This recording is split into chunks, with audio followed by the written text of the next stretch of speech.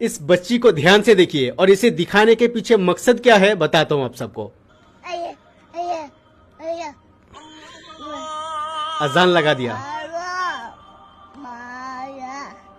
वो भी बोलने की कोशिश कर रही है, माशाल्लाह खुश हो गई है। रो रही थी अभी, चुप हो गई है। कुरान पाक की तिलावत लगा दिया। दूध पी रही थी, छोड़ दिया। कितना खुश हो रही है। कुरान मत छीनो मुझसे,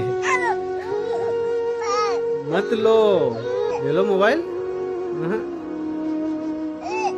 बहुत सारे ज्यादातर माएँ बहनें बच्चों से छुटकारा पाने के लिए, थोड़ा फ्री होने के लिए, काम करने के लिए बच्चों को मोबाइल दे देती है, ठीक है, गेम खेलने के लिए या फिर कुछ भी कार्टून वगैरह लगा देते हैं। तो इसी चीज को चेंज कर लीजिए। तो उसी मोबाइल में आप थोड़ा कुरान पाक की तिलावत लगा दीजिए या फिर अजान लगा दीजिए, ठीक है, ताकि बच्चों को शुरू से ही दीन इस्लाम से, कुरान पाक की तिलावत